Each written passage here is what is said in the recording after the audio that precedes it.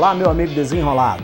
Eu sou o professor George Wilton, professor da disciplina de Geografia, e estou aqui com você para desenrolar a geografia no nosso dia a dia.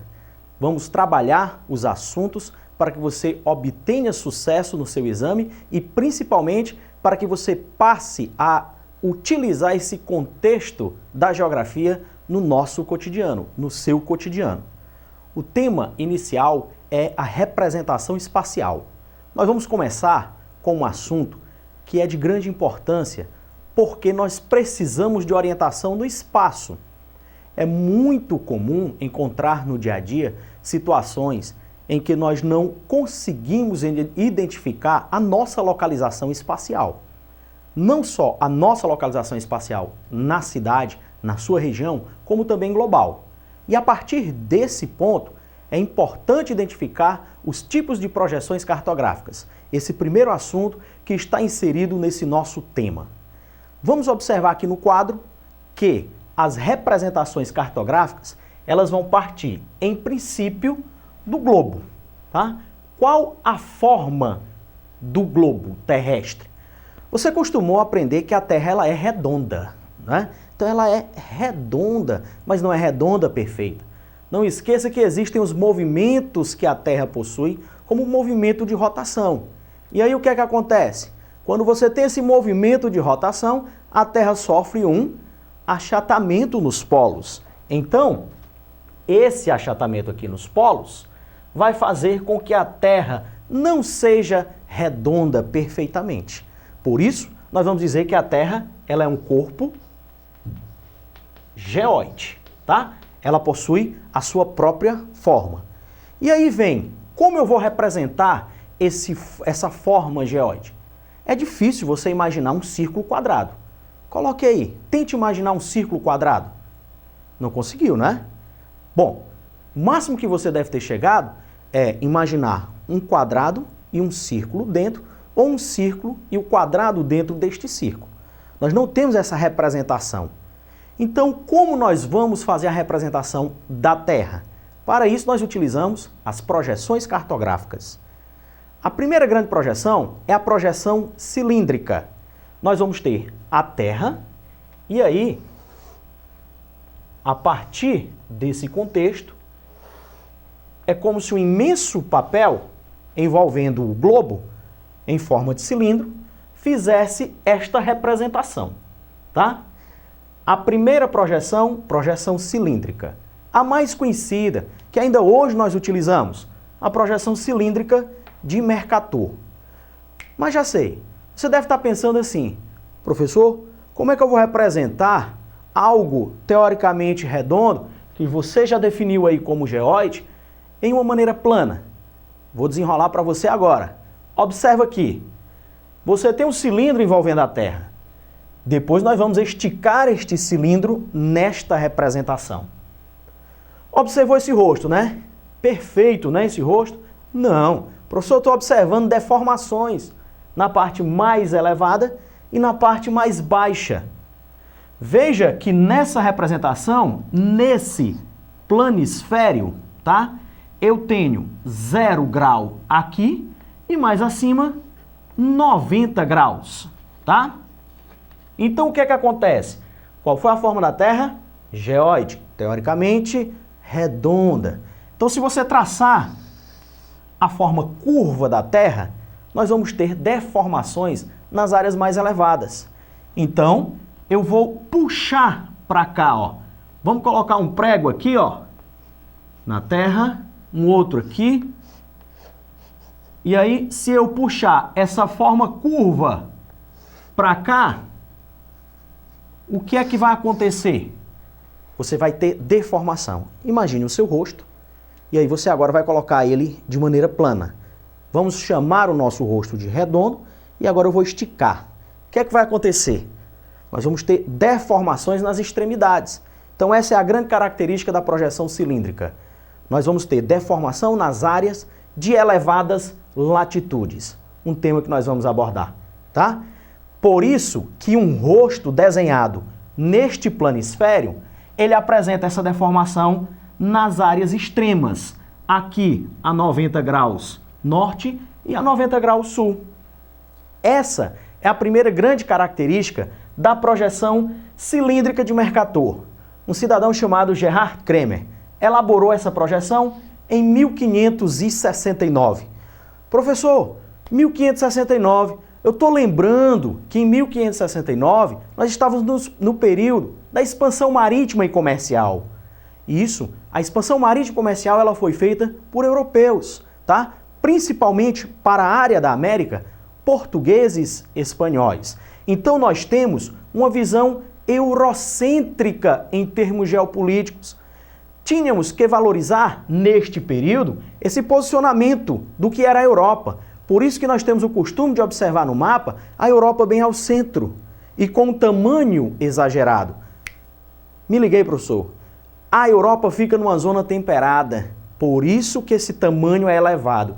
Exatamente, nós estamos numa área de latitudes mais elevadas. Então, uma das grandes características dessa projeção é que ela é uma projeção eurocêntrica. Professor, ela deforma as áreas de elevadas latitudes. Se ela deforma a área, mas mantém a forma do continente ou a forma da representação, você vê que o rosto, você consegue identificar essa forma, mas a área, ela é diferente da normal. Portanto, ela é uma projeção chamada de projeção conforme, tá? Características da projeção cilíndrica de Mercator: área é diferente, a forma é igual, portanto é chamada de conforme, e valoriza os países da Europa, daí ser chamada eurocêntrica. Liga eurocêntrica ao período da expansão marítima e comercial. Amiguinhos, vamos lá, desenrolando outro tipo de projeção cilíndrica. Projeção cilíndrica do Peters. Auge 1970, 73. Vivenciávamos a famosa Guerra Fria. E a Guerra Fria era a disputa entre dois grandes polos. O polo socialista, liderado pela União Soviética, e o polo capitalista, liderado pelos Estados Unidos. Tínhamos o costume de falar em três mundos: o mundo desenvolvido, dos capitalistas, o mundo dos socialistas, o segundo mundo, e onde é que ficava o terceiro mundo? Por isso, o Peters resolveu dar uma característica a mais para essa projeção: desenhar todos os países do que chamava-se de terceiro mundo. E aí, o mapa dele recebeu uma definição geopolítica, chamado de Mapa para um Mundo Solidário. E corrigiu os erros do Mercator com relação à área. Deu a uma área normal, igual, mas a forma ficou um pouco achatada, porque ele colocou uma maior diferença de um paralelo para o outro. É como se ele tivesse esticado essa projeção. Então, quando você tem uma projeção com a área igual, a forma diferente, essa projeção é equivalente. E, geopoliticamente falando, a projeção do Peters ficou como mapa para um mundo solidário por valorizar os países do terceiro mundo. E a projeção do Mercator, 1569, auge da expansão marítima comercial, denominada de eurocêntrica, por valorizar os países europeus. Nenhuma dúvida quanto à relação de projeção cilíndrica, não é isso? Você é um aluno desenrolado. Vamos agora para as outras duas projeções. Nós temos a projeção cônica. Mas, professor, por que o nome cônico? Ora, veja a imagem que cobre a Terra, que cobre o globo, tá? Nós temos como se fosse um papel em forma de um cone fazendo essa representação. E aí fica fácil dizer quais são as características, né? Olha a imagem. Características, olha, os paralelos. Paralelos, eles são em círculos. Primeira característica da projeção cônica. Paralelos em círculos. E os meridianos, ó, estão indo todos para um ponto, esse ponto aqui, superficial. Então, paralelos em círculos e os meridianos são retos e convergem para o mesmo ponto, ok?